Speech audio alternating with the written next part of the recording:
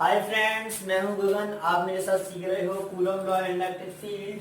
आज का हमारा टॉपिक है electric field intensity on equatorial position. पिछले टॉपिक में हमने बात की थी, आपको मैंने पिछली वीडियो में कई तरह की चीज़ों को डिस्कस किया था। उनमें से पहले मैंने आपको बताया था कि हम एक डायपोल के कारण जो इलेक्ट्रिक फील्ड क्रिएट होता है, हम तीन तरह की पोजीशन पर डिटरमाइन करते हैं।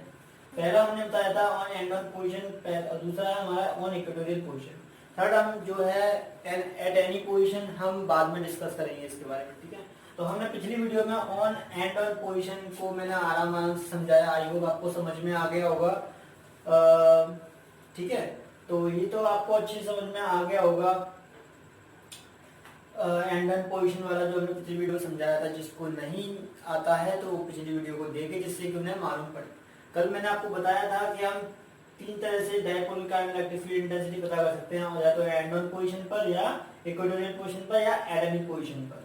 तो हमारा एक टॉपिक हो चुका है पिछली वीडियो में, तो आज हम करेंगे on equatorial position. Equatorial position means मैंने आपको पिछली वीडियो में बताया था। जिसको नहीं मालूम वो आप पहले वाली वीडियो देख सकते हो, और मैं आपको आगे कराता हूँ। आपको इक्वेटोरियल पोजीशन के बारे में आज डिस्कस करेंगे आज, ठीक है। इसके बारे में मैं पिछली वीडियो में डिस्कस कर चुका हूँ, ठीक है। तो आइए हम पहले इक्वेटोरियल पोजीशन के बारे में डिस्कस करें। इस टॉपिक पर डिस्कस करेंगे, ठीक है। Electric field intensity on equatorial position. और एक और बात, जिसने अभी मेरे चैनल को सब्सक्राइब लाइक शेयर नहीं किया है, वो मेरे चैनल को सब्सक्राइब लाइक शेयर जरूर करें, जिससे कि आने वाली वीडियोस की नोटिफिकेशन उन्हें मिलती रहे। और अपने ज्यादा से ज्यादा फ्रेंड्स के साथ अपने वीडियोस को शेयर करें, और फ्री स्टडी का पूरा बेनिफिट उठाएं, जिससे कि आपको कोई प्रॉब्लम ना क्रिएट हो। अगर कोई प्रॉब्लम क्रिएट होती भी है, कोई डाउट अगर आता है जो मैं समझाता हूँ उसमें, और आपको अगर अलग से न्यूमेरिकल पूछना है, तो आप मुझे व्हाट्सएप पर कांटेक्ट कर सकते हो, या फिर मुझे कमेंट सेक्शन में कमेंट कर सकते हो, जिससे कि मैं आपका डाउट सॉल्व कर सकूं, ठीक है। आइए हम अपने टॉपिक पे चलते हैं, electric field intensity on equatorial position. तो आजकल लंबा टॉपिक नहीं है ज्यादा। देखो, अगर सपोज करो हमारे पास एक डायपोल है, एक हमारे पास डायपोल है। इस डायपोल का ये वाला चार्ज माइनस क्यू, और इस डायपोल का ये वाला थोड़ा नीचे बना लेते हैं इसको। ये हमारे पास डायपोल है माइनस क्यू, और ये प्लस क्यू, ये प्लस क्यू, ठीक है। ये डायपोल है, ये पोजीशन ए और ये पोजीशन बी है, यानी ए भी एक डायपोल है। ए पर माइनस क्यू चार्ज, बी पर प्लस क्यू चार्ज। इस डायपोल का जो सेंटर है वो ये रहा ओ। इस डायपोल का सेंटर जो है वो है मेरा ओ, और डायपोल की जो लेंथ है वो है मेरी 2l, यानी कि l ये रही और l ये रही, ये दोनों मेरी l है, ठीक है। ये आपको समझ में आना चाहिए कि मैं आपको पहले बहुत बार बता चुका हूँ ये वाली चीज। ये भी l और ये भी l, 2l हो गई। डायपोल की लेंथ कितनी है? 2l। आप लिख लीजिए, डायपोल की लेंथ जो है वो 2l है। ये कैलकुलेशन आसान करने के लिए फॉर्मूला आसानी से मैं डिराइव कर सकूँ, इसलिए मैंने आधे हिस्से को कंप्लीट परफेक्ट नंबर में मैंने एज्यूम किया है, एल, ठीक है। अब मुझे ट्रांसवर्स पोजीशन पर एक पॉइंट है, वहां पर मुझे इलेक्ट्रिक फील्ड इंटेंसिटी पता करनी है। तो आपको मैंने बताया था कि ट्रांसवर्स पोजीशन क्या होती है। तो ट्रांसवर्स पोजीशन जो होती है, एक परपेंडिकुलर लाइन जो डायपोल के मिड पॉइंट से होके जाती है। एक परपेंडिकुलर लाइन जो डायपोल के मिड पॉइंट से होके जाती है, उस लाइन पर अगर कोई पॉइंट होता है, उस लाइन पर अगर कोई पॉइंट होता है P, इस P पॉइंट पर अगर इलेक्ट्रिक फील्ड इंटेंसिटी फाइंड करने के लिए कहा जाता है, तो मैं कहता हूं कि डायपोल के इक्वेटोरियल पोजीशन पर हम इलेक्ट्रिक फील्ड इंटेंसिटी फाइंड कर रहे हैं, या फिर इसको हम ट्रांसवर्स पोजीशन भी कहते हैं। क्या बोलते हैं इसको? ट्रांसवर्स पोजीशन, ठीक है। एक डायपोल के परपेंडिकुलर जो लाइन होती है, जो उसके मिड पॉइंट से जाती है डायपोल की, तो उस लाइन पर अगर कोई भी पॉइंट होता है, उस पॉइंट पर इलेक्ट्रिक फील्ड इंटेंसिटी मुझे फाइंड करना है, तो मैं ऐसा बोलूंगा कि मैं इक्वेटोरियल पोजीशन पर इलेक्ट्रिक फील्ड इंटेंसिटी फाइंड कर रहा हूं, ठीक है, डायपोल की इक्वेटोरियल पोजीशन पर। तो आपको इक्वेटोरियल पोजीशन P पर इलेक्ट्रिक फील्ड इंटेंसिटी फाइंड करनी है। तो देखो, माइनस क्यू भी इलेक्ट्रिक फील्ड इंटेंसिटी यहाँ पे क्रिएट करेगा। माइनस क्यू के कारण इलेक्ट्रिक फील्ड इंटेंसिटी कैसे होगी? इस डायरेक्शन में, ठीक है। माइनस क्यू की डायरेक्शन में तो इलेक्ट्रिक फील्ड बनेगा। क्यू के कारण P पॉइंट पर जो इलेक्ट्रिक फील्ड डायरेक्शन होगी वो ऐसे होगी, ऐसे इसी की तरफ, है ना। होगी नहीं, ऐसे, ये ड्रॉ कर देता हूं मैं ऐसे करके, ऐसे होगी इलेक्ट्रिक फील्ड इंटेंसिटी। और इसके कारण, क्यू के कारण जो इलेक्ट्रिक फील्ड इंटेंसिटी होगी P पर, पी पर जो क्यू के कारण जो इलेक्ट्रिक फील्ड इंटेंसिटी होगी वो क्यू के कारण प्लस क्यू के कारण वो ऐसे होगी। ये तो आप समझ ही सकते हो ना। आपको पिछली वीडियो में मैंने बहुत सारी चीजें बता दी, डायरेक्शन वायरेक्शन सब बताना। देखो ये इस लाइन के अलॉन्ग इलेक्ट्रिक फील्ड होगा और यहाँ पे प्लस क्यू की तरफ इलेक्ट्रिक फील्ड होगा, क्योंकि इलेक्ट्रिक फील्ड लाइंस इसके अंदर एंटर करेंगी, इससे बाहर निकलेंगी, इसलिए ऐसे। इसके कारण इलेक्ट्रिक फील्ड पी पॉइंट पर ऐसे होगा और इसके कारण इलेक्ट्रिक फील्ड पी पॉइंट पर माइनस क्यू के कारण ऐसे होगा। ठीक है, ये दोनों इलेक्ट्रिक फील्ड मुझे मिल गए ऐसे करके, ये दोनों इलेक्ट्रिक फील्ड मुझे मिल गए। अब मैंने इलेक्ट्रिक फील्ड बना लिए दोनों, ये है इलेक्ट्रिक फील्ड। ठीक है, थोड़ा देर के लिए हम क्या करते हैं, अब हम क्या कर देंगे, थोड़ा सा यहाँ पे थोड़ा इसको सिंपल बना लेते हैं, थोड़ा इसको हम सिंपल बना लेते हैं। मान लेते हैं ये वाला एंगल जो है वो थीटा है। ठीक है, ऐसा एज्यूम कर लेते हैं ये वाला जो एंगल है वो थीटा है।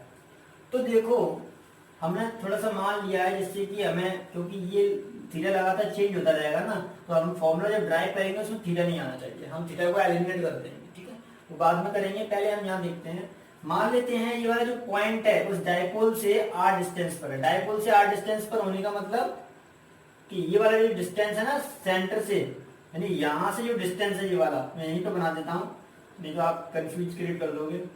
यहाँ पे ये वाला जो डिस्टेंस है ना ओ से जो ये वाला डिस्टेंस है ओ से पी तक का, वो है आर। डायपोल के सेंटर से तो सारी डिस्टेंस मेजर की जाती हैं, ये तो आपको मालूम ही है।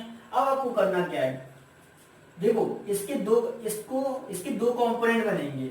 एक कंपोनेंट इस वाले इसके कारण मान लेते हैं ये वाला जो इलेक्ट्रिक फील्ड क्रिएट करेगा वो E1 क्रिएट करेगा, E1। इसके कारण जो इलेक्ट्रिक फील्ड क्रिएट होगा E2 होगा, E2। थोड़ा वेक्टर लगा देते हैं क्योंकि वेक्टर ही तो होगा, डायरेक्शन सही दिखाया है ना इलेक्ट्रिक फील्ड, इस डायरेक्शन में इलेक्ट्रिक फील्ड है, डायरेक्शन सही दिखाया है इसलिए E2 वेक्टर, और वेक्टर के थ्रू मैंने इलेक्ट्रिक फील्ड दिखाया है ना, इसलिए मैं वेक्टर की फॉर्म में लिखूंगा ये E1 vector. E1 vector electric field minus Q के कारण प्लस क्यू के कारण इलेक्ट्रिक फील्ड है पी पॉइंट पर E2 वेक्टर। ठीक है, अब इस E2 वेक्टर E1 वेक्टर के दो कंपोनेंट बनेंगे। देखो इसका एक कंपोनेंट नीचे वाले E2 वेक्टर का एक तो ऐसे बनेगा, इसका एक कंपोनेंट ऐसे बनेगा। ठीक है, अगर ये एंगल थीटा है तो ये वाला एंगल कितना होगा, ये तो थीटा ही होगा कि नहीं भाई।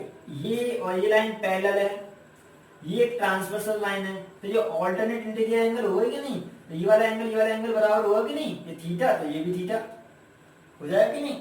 ठीक है, तो अगर ये थीटा है तो ये वाला जो कंपोनेंट होगा वो होगा हमारा E1 cos theta, E1 cos theta. E1 electric field का जो कंपोनेंट होगा इस डायरेक्शन में, ये वाला जो वेक्टर है इसका ये वाला कंपोनेंट होगा ना, ये हॉरिजॉन्टल वाला कंपोनेंट वो होगा E1 cos थीटा। और E1 का जो वर्टिकल कंपोनेंट डाउनवर्ड डायरेक्शन में वो कितना होगा, E1 sin थीटा। यहां लिख देता हूं मैं E1, यहां पे E1 sin थीटा। ओके, अब देखो ये एंगल थीटा है तो ये एंगल कितना होगा। अब एक और बात मैं आपको बता दूं, ये थीटा है तो ये 90 माइनस थीटा होगा कि नहीं, ये 90 माइनस थीटा होगा, और ये 90 माइनस थीटा है। एक मिनट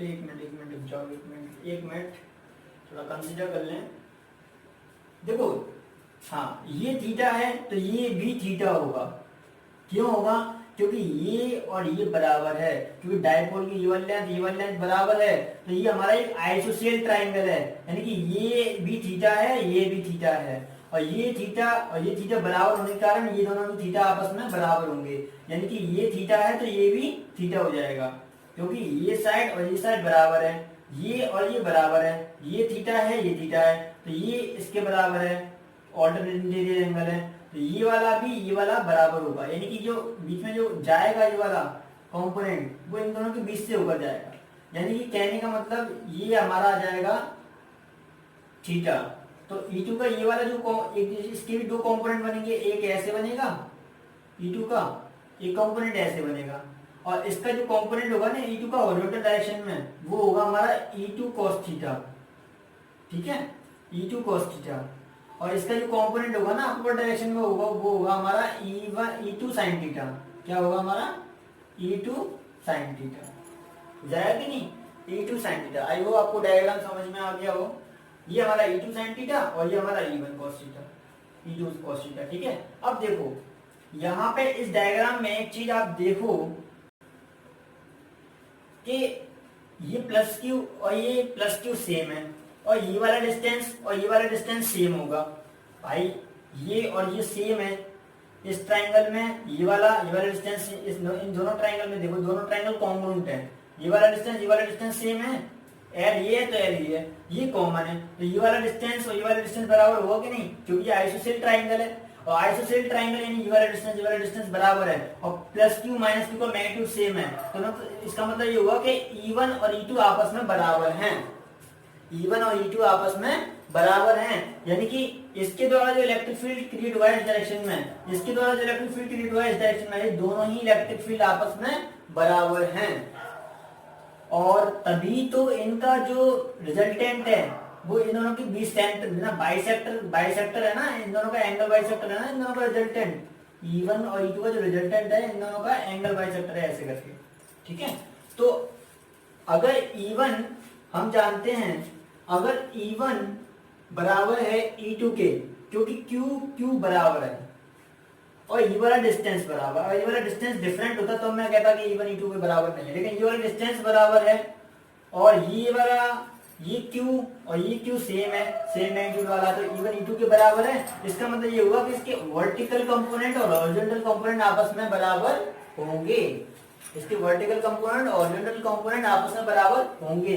इसका मतलब ये हुआ कि अगर E1 E2 के बराबर है तो इसका मतलब ये हुआ कि E1 sin theta and E2 sin theta component opposite direction में, ये ऊपर जा रहा है तो ये डाउनवर्ड डायरेक्शन में जा रहा है। E1 sin थीटा नीचे तो E2 sin थीटा ऊपर, तो ये दोनों अपोजिट डायरेक्शन में कंपोनेंट है, और अपोजिट डायरेक्शन में कंपोनेंट होने के कारण ये एक दूसरे को कैंसिल कर देंगे क्योंकि ये आपस में इक्वल है। तो E1 sin theta and E2 sin theta are the opposite and equal component, opposite and equal component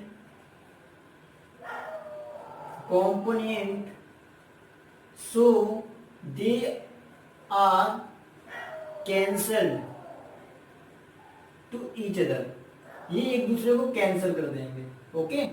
ये दोनों आपस में इक्वल हैं इसलिए एक दूसरे को कैंसिल कर देंगे। तो ये E2 sin थीटा ने E1 sin थीटा को कैंसिल कर दिया, क्योंकि इस पॉइंट पर जो टेस्ट चार्ज लगा था उसे E2 sin थीटा ऊपर की तरफ खींच रहा था, E1 sin थीटा नीचे की तरफ खींच रहा था, इक्वल फोर्स लगा रहे थे, ये जितना फोर्स ऊपर लगा रहा था उतना ही फोर्स E1 नीचे लगा रहा था, E1 sin थीटा। तो वो चार्ज कहीं पे भी नहीं जाएगा, तो मैं कहूंगा यहाँ पे इलेक्ट्रिक फील्ड इंटेंसिटी इन दोनों के कारण 0 है, यानी ना E2 sin थीटा ने E1 sin थीटा की पावर को कमजोर बना दिया, यानी कैंसिल कर दिया, क्योंकि ये एक दूसरे के अपोजिट डायरेक्शन में थे। तो यानी कि E1 E2 के बराबर, तो इन दोनों के E1 sin theta E2 sin theta component आपस में बराबर हैं और अपोजिट हैं, इसलिए ये एक दूसरे को कैंसिल कर देंगे। लेकिन E2 sin थीटा और E1 cos थीटा और E2 cos theta, E1 cos theta और E2 cos थीटा, ये कंपोनेंट दोनों सेम एक ही डायरेक्शन में है। E1 cos थीटा और E2 cos थीटा, ये दो कंपोनेंट हैं जो सेम एक ही डायरेक्शन में हैं, इसलिए जुड़ जाएंगे।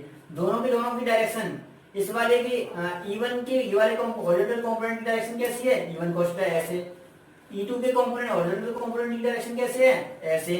तो दोनों एक ही डायरेक्शन में होने के कारण जुड़ जाएंगे। तो आप क्या लोगे यहाँ पे, E2 cos theta and E1 cos theta component are in the same direction, so they are added, ठीक है। तो आप लिख सकते हो but E1 cos theta and E2 cos theta component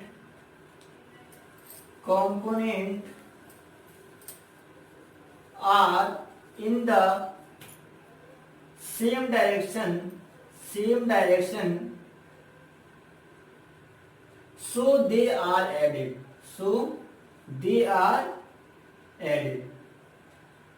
इसलिए वो जुड़ जाएंगे, क्योंकि सेम डायरेक्शन में होने के कारण दोनों का इफेक्ट जुड़ जाएगा, ठीक है भाई। दो लोग एक ही डायरेक्शन फोर्स लगाएंगे तो एक दूसरे के इफेक्ट, मतलब दोनों के फोर्स जुड़ जाएंगे। अगर दो लोग अपोजिट डायरेक्शन में इक्वल फोर्स लगाएंगे तो दोनों के फोर्स माइनस हो जाएंगे, यानी सब्ट्रैक्ट हो जाएंगे, और इक्वल फोर्स है तो दोनों का फोर्स कैंसिल हो जाएगा, ना तो इसका फोर्स दिखाई देगा ना उसका फोर्स दिखाई देगा।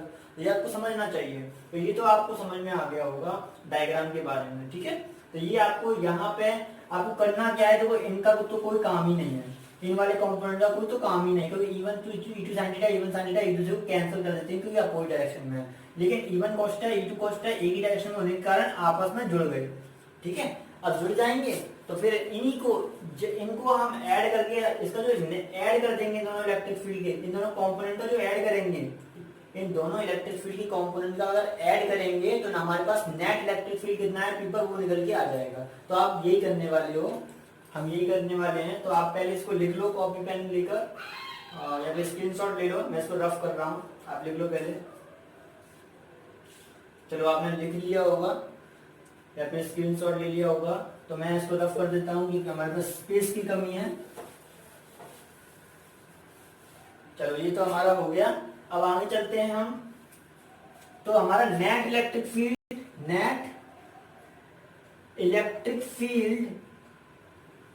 एट P, मैंने आपको बताया था इलेक्ट्रिक फील्ड इंटेंसिटी पूरा ना लिख के हम इलेक्ट्रिक फील्ड ही लिख सकते हैं। तो net electric field at P कितना हो जाएगा, E, मान लेते हैं E नेट से नहीं दिखाएंगे हम इसको, E से दिखा देते हैं। तो E बराबर हो जाएगा E1 cos theta plus E2 cos theta, लेकिन E1 plus E2 cos theta दोनों में कॉमन है तो बाहर निकाल दिया, ठीक है।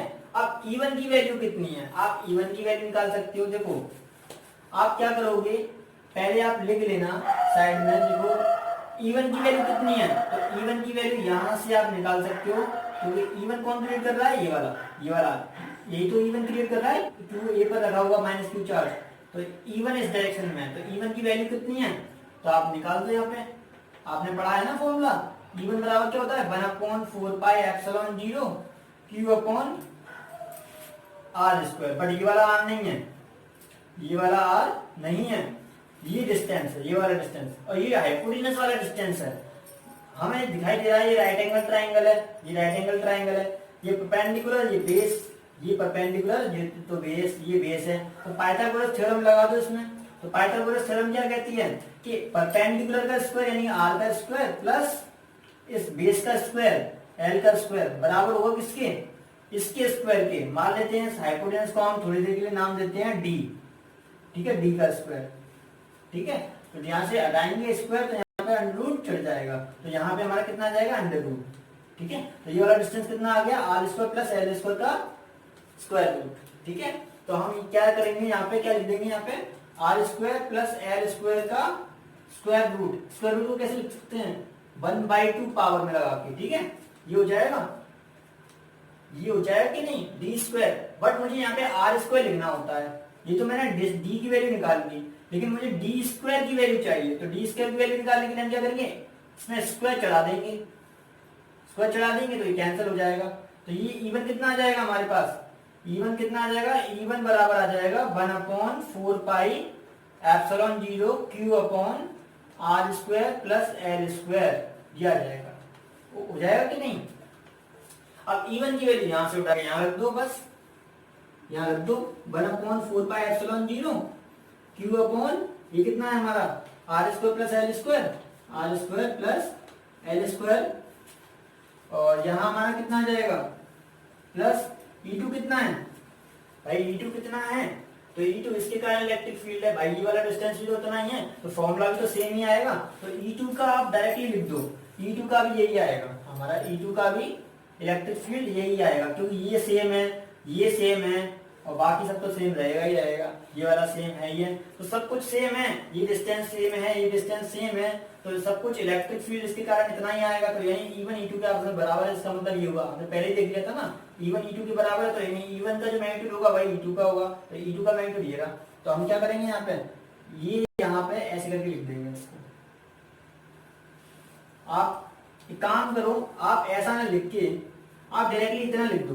देखो हमने आपको पहले बोला था कि E1 E2 के बराबर है, तो आप E2 को हटा के E1 लिख दो, E1 यह आ जाएगा हमारा cos थीटा तो ये आ जाएगा हमारा ई बराबर आ जाएगा 2E1 cos theta, 2E1 cos theta. अब E1 की वैल्यू यहाँ से पुट कर दो, अब आपको E2 की जरूरत ही नहीं है, यहाँ से E1 की वैल्यू पुट कर दो। तो E1 की वैल्यू यहाँ से पुट करोगे ना, तो 2 इंटू 1/4πε0 Q अपॉन ये वाला डिस्टेंस कितना है, तो यहाँ से स्क्वायर वाला डिस्टेंस निकाल दो, यहाँ से स्क्वायर निकाल लो, बहुत है, ये डिस्टेंस स्क्वायर आ गया। इसका स्क्वायर चाहिए होगा हमें, या फिर इसका स्क्वायर, इसका स्क्वायर, इसका स्क्वायर सही नहीं आएगा। इसका स्क्वायर कितना है, वो ये रहा, इस डिस्टेंस का स्क्वायर ये आ गया। तो हम यहाँ पे ये लिखने वाले हैं, ये लिख दो यहाँ पे, ये हो जाएगा। और cos थीटा हमारा कितना है, cos थीटा की वैल्यू इस ट्राइंगल में आप निकाल सकते हो। ये आपको ट्राइंगल दिखाई दे रहा है, ये वाला ट्राइंगल, इसमें थीटा ये रहा, ये परपेंडिकुलर है, ये बेस है, ये हाइपोटेनस है। तो आप cos थीटा कैसे निकालोगे इस ट्राइंगल में, तो आप cos थीटा कैसे निकालोगे, cos थीटा बराबर होता है क्या, बेस अपॉन एल, अच्छे से बना लो। cos थीटा बराबर क्या होता है, बेस अपॉन हाइपोटेनस, यही तो होता है, base upon hypotenuse. cos theta बराबर क्या होता है, बेस अपॉन हाइपोटेनस। तो ये बेस है और ये हमारा हाइपोटेनस होगा। तो हाइपोटेनस कितना निकाला था हमने, डी स्क्वायर निकाला था, बट डी स्क्वायर नहीं निकाला, हमें डी चाहिए, सिर्फ डी। तो डी चाहिए, स्क्वायर को इधर पहुंचा दोगे तो अंडर रूट चढ़ जाएगा, तो यहाँ पे डी बराबर आ जाएगा अंडर रूट में R square plus L square, यानी डी बराबर आ जाएगा अंडर रूट में R square plus L square. ये हो जाएगा कि नहीं, और जब ये हो जाएगा तो आपको यही वैल्यू आपको cos थीटा की जगह पर पुट कर देनी है। तो यहाँ पे आप पुट कर दो ये वाली वैल्यू, तो 2L upon R square plus L square का होल 1/2, भाई स्क्वायर रूट को ऐसे तो लगाया सकता है, ठीक है। और E बराबर कितना आ जाएगा हमारा, देखो 2QL ऊपर है तो इन तीनों का इंटू कर दो, 1/4πε0, या जाएगा 2QL अपॉन, देखो ये x मान के चलो, इसको थोड़ी देर के लिए आप x मान लो। अगर इसको आप x मानते हो, इसको आप x मानते हो, तो x की पावर 1 इंटू एक्स की पावर 1/2, तो मल्टीप्लाई में पावर ऐड हो जाती है, तो 1/2 में 1 ऐड करोगे कितना आएगा, 3/2। तो 1/2 में 1 ऐड करोगे तो 3/2 आ जाएगा। तो आप 3/2 कर दो यहाँ पे, R square plus L square का होल 3/2 ऐसे करके। लेकिन हमने आपको पहले ही बताया था कि P बराबर क्या होता है, 2QL, ठीक है। 2QL तो P के बराबर होता है, यानी डायपोल मोमेंट, इस डायपोल का इलेक्ट्रिक डायपोल मोमेंट है ये, तो 2QL, जिसको हम P से डिनोट करते हैं। तो इसको हम इतना लंबा ना लिखे, हम क्या लिख देंगे, इसको P लिख देंगे। तो यहाँ पे इसको मैं रफ कर देता हूँ, आपने लिख लिया होगा इलेक्ट्रिक फील्ड, तो ये आपको याद भी होगा ये फॉर्मूला, तो आपको मैं रफ कर देता हूँ, आप साथ में लिखते हुए चलो। अगर आपको कोई मतलब कुछ आपसे रह गया तो आप रिवाइंड कर सकते हो वीडियो को, यही तो फायदा होता है वीडियो का। तो E बराबर आ जाएगा हमारा 1/4πε0, तो ये आ जाएगा P upon R square plus L square का होल 3/2, ठीक है। तो ये हमारा इलेक्ट्रिक फील्ड का फॉर्मूला बन गया, यानी कि जब भी हमें ये फॉर्मूला हमारा बन गया, हमने बस इसकी जगह P लिख दिया और कुछ नहीं। बाकी तो सिंपल ही है, सब कुछ सब वैसा ही है। अगर आपने पहले वाला वीडियो देखा ही है तो ये आपके लिए कुछ भी नहीं है, सब नॉर्मल सा है, कैलकुलेशन है, बस मैथमेटिक्स। तो E बराबर 1/4πε0 P upon R square plus L square का होल 3/2 हमारा फॉर्मूला आ गया। यानी कि जब भी हमें ट्रांसवर्स पोजीशन, यानी कि इक्वेटोरियल पोजीशन पर कोई पॉइंट है जहां पे मुझे इलेक्ट्रिक फील्ड इंटेंसिटी निकालनी है, तो मैं किस फॉर्मूले का यूज करूंगा, तो मैं इस फॉर्मूले का यूज करके आसानी से निकाल सकता हूं। तो ये तो आपको समझ में आ गया होगा। तो अब आगे चलते हैं हम अगला थोड़ा टॉपिक पर, लेकिन इसी में थोड़ा और समझाना है मुझे। आप पहले इसको लिख लीजिए या फिर स्क्रीनशॉट ले लीजिए, जिससे कि मैं आपको जल्दी से समझा सकूं। आप साथ में लिखते हुए चला करो, जिससे कि आपको कोई प्रॉब्लम ना क्रिएट हो, ठीक है। अगर आप साथ में लिखते हुए चलोगे तो आपको प्रॉब्लम क्रिएट नहीं होगी। तो आप लिख लीजिए, पहले मैं साइड हो जाता हूँ। चलो आए, आपने स्क्रीनशॉट ले लिया होगा या फिर नोट कर ही लिया होगा, तो मैं इसको रफ कर देता हूँ, क्योंकि आप रिवाइंड भी कर सकते हो वीडियो को, आप रिवाइंड कर करके बार बार देख सकते हो, कोई दिक्कत नहीं है। यही तो फायदा है मतलब उसका, वीडियो उसका। वीडियो में यही तो फायदा होता है कि अगर कोई चीज है जो हमसे रह गई है तो हम उसको रिवाइंड करके दोबारा देख सकते हैं, तो आसानी से समझ में आ जाती है वो चीज।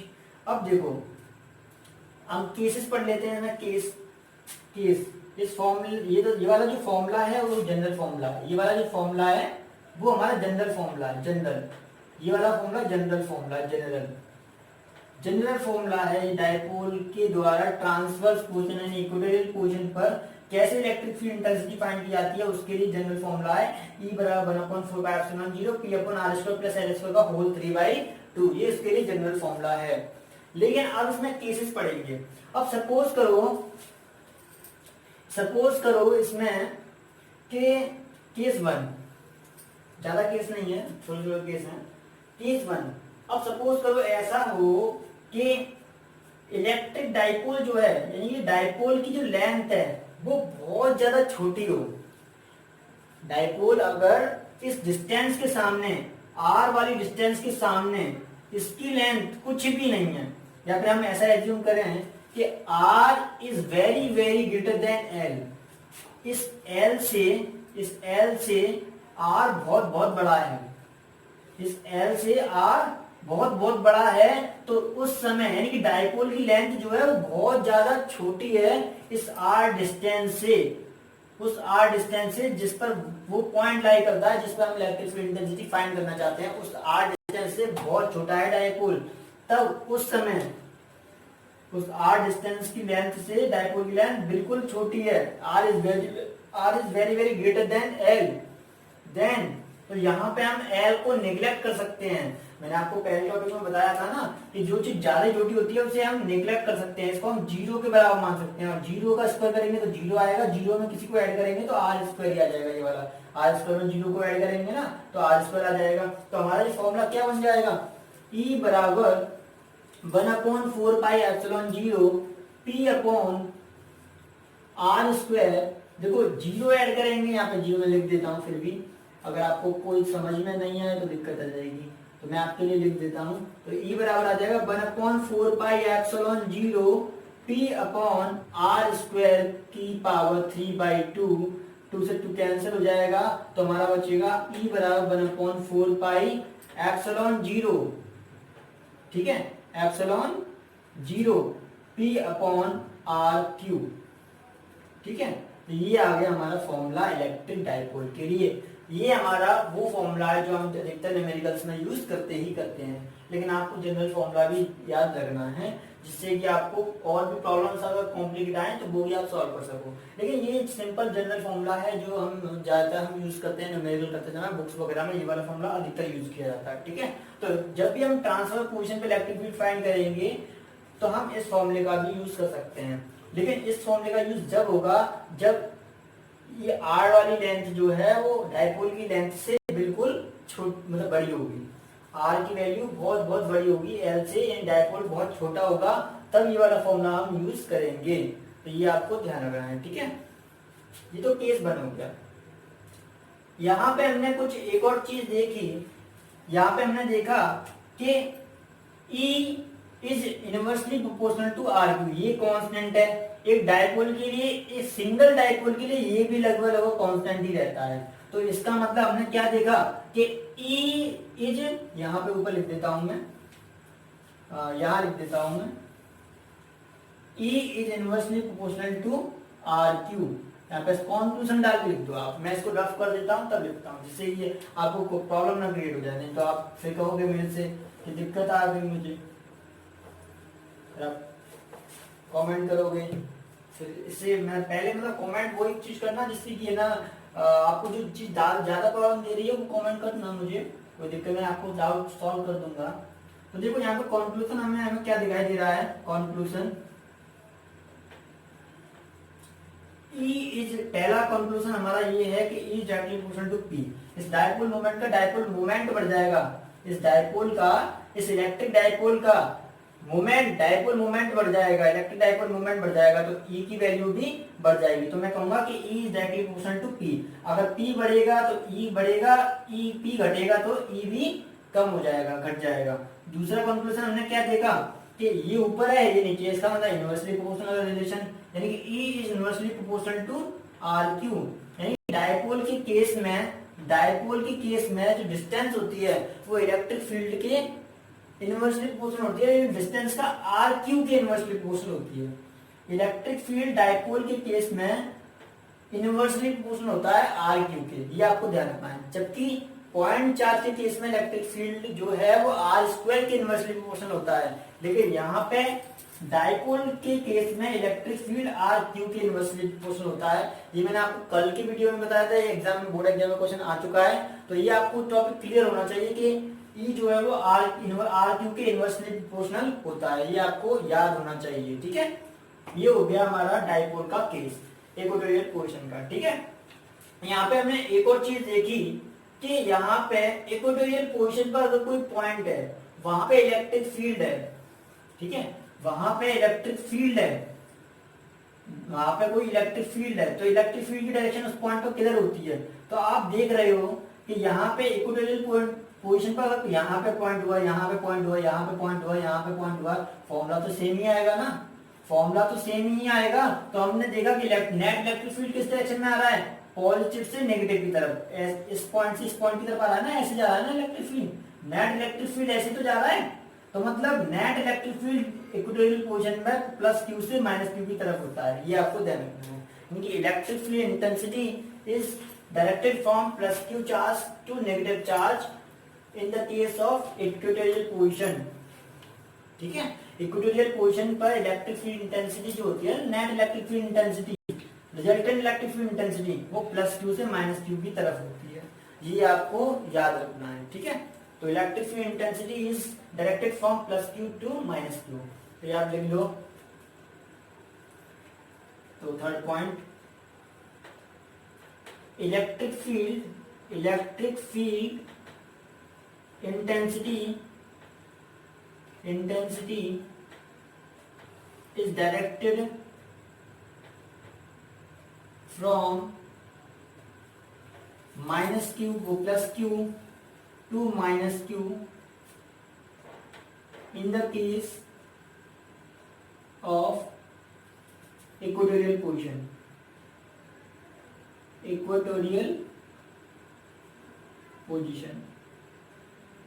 ठीक है। इक्वेटोरियल पोजीशन के केस में माइनस प्लस क्यू से माइनस क्यू की तरफ होती है इलेक्ट्रिक फील्ड इंटेंसिटी की डायरेक्शन। ठीक है, ये आपको ध्यान रखना है, प्लस क्यू से माइनस क्यू। देखो आप देख रहे हो रिजल्टेंट इंटेंसिटी इलेक्ट्रिक फील्ड की कहाँ जा रही है? इस तरफ, जो कि ये लाइन इसकी पैरेलल है डायपोल की लेंथ की, तो प्लस क्यू से माइनस क्यू की तरफ हम बोल सकते हैं। ठीक है, इक्वेटोरियल पोजीशन पर प्लस क्यू से माइनस क्यू की तरफ होती है इलेक्ट्रिक फील्ड इंटेंसिटी की डायरेक्शन, हो जाएगा। अब ये तो आपने देख लिया, एक और कंक्लूजन हमें दिख रहा है, इसको मैं रफ कर देता हूं, आपने लिख लिया होगा, आई होप आपने लिख लिया होगा। आप साथ में लिखते हुए चला करो, जिससे कि है ना मुझे बोलना ना पड़े बार बार, आप लिख लिया करो पहले से। आप नोट्स बनाओगे तो आपको काम देगा, तो ठीक है। आपको बोर्ड एग्जाम में कैसे लिखना है मैं आपको ये भी सिखाऊंगा लिखने के लिए। अगर आप अभी चाहते हो तो मैं मुझे कमेंट करें, तो मैं कमेंट सेक्शन में, जिससे कि मैं आपको अभी भी प्रैक्टिस करा दूंगा, मैं उसके लिए भी है ना कैसे लिखना है मैं बोर्ड एग्जाम में वो भी आपको बताऊंगा। लेकिन मैं इससे पहले मैं बता चुका हूँ आपको बोर्ड एग्जाम में कैसे लिखना है। ठीक है, सारी वीडियो में बताता हुआ चलता हूँ, इसमें मैंने ज्यादा लिखा नहीं, क्योंकि आप अगर एंड ऑन पोजीशन में आप जानते हो, एंड ऑन पोजीशन पे आप समझ चुके हो, तो इसमें भी लिखना वैसा ही है। हमें थोड़ा सा मैं इस डायग्राम के बारे में डिस्क्रिप्शन देना पड़ता है, वो आप लिखना जानते ही हो, मैंने आपको पिछली वीडियो में सिखाया है। इसमें मैंने इसलिए लिखा क्योंकि कोई ज्यादा स्पेशल केस भी नहीं है, और आपका बोर्ड एग्जाम के उसके पर्पज से कोई ज्यादा आता भी नहीं है इसमें। ठीक है, लेकिन आपको इस फॉर्मूले जो कॉन्सेप्ट इसमें जो बनना है, उससे न्यूमेरिकल्स या फिर उससे कोई एमसीक्यू बन के आ जाता है, तो ये आपको कॉन्सेप्ट यहाँ क्लियर होना चाहिए, इसलिए मैंने आपको ये समझाया है। ठीक है, तो चौथा पॉइंट, थर्ड कंक्लूजन हमारा ये हो गया। चौथा कंक्लूजन हमें क्या दिखाई दे रहा है? देखो पहला तो E directly proportional to P, दूसरा E inversely proportional to RQ। ठीक है, इसके केस में तीसरा इलेक्ट्रिक फील्ड इंटेंसिटी जो होती है वो प्लस क्यू से माइनस क्यू की तरफ होती है, प्लस क्यू से माइनस क्यू की तरफ, ऐसे ऐसे। ठीक है, अब चौथा पॉइंट, चौथा कंक्लूजन हमारा क्या है? देखो एंड ऑन पोजीशन के केस में, यहाँ पर 2 था।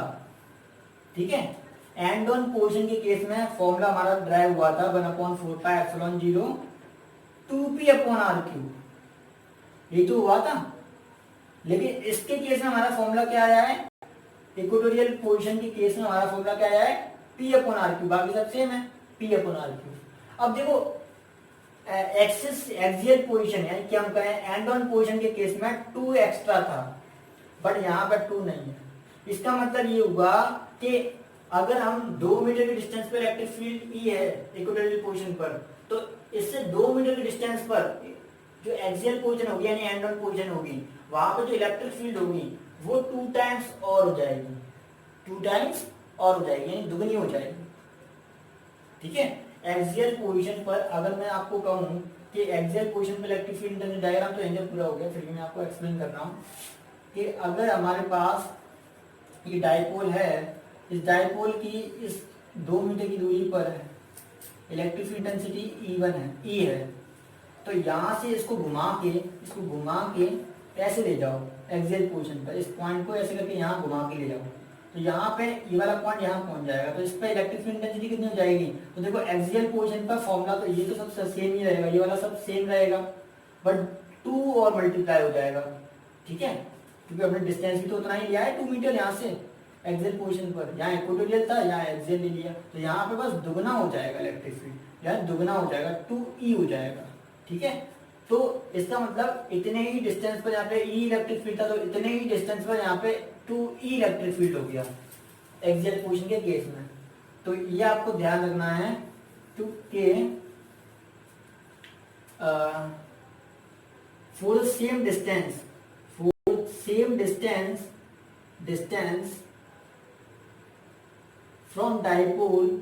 from dipole,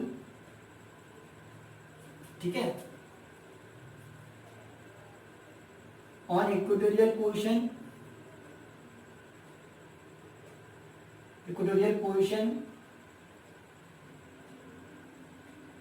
and on equatorial position and axial position या फिर end on position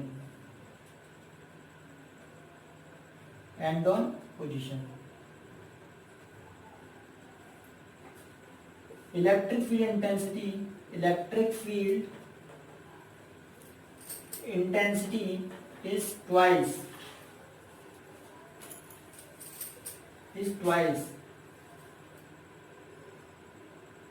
along the twice of the equatorial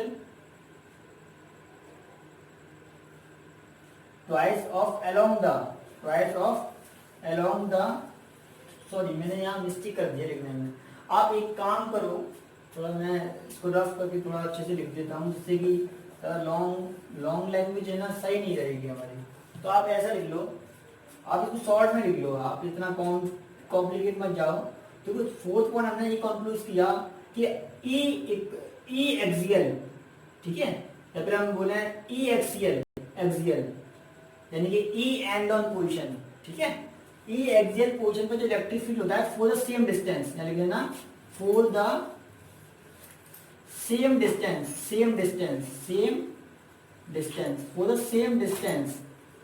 distance के लिए डाइपोल से, ठीक है, for the same distance from the dipole। इतना लिखने के बाद आपको लॉन्ग लैंग्वेज नहीं लिखनी, आपको इतना लिख देना है कि ई एक्सियल बराबर होता है ट्वाइस ई इक्वेटोरियल, ठीक है, ये आपको ध्यान रखना है। ये है सेम डिस्टेंस के लिए डाइपोल से एक्सियल पर कोई इलेक्ट्रिक फील्ड होता है वो दुगना होता है इक्वेटोरियल से।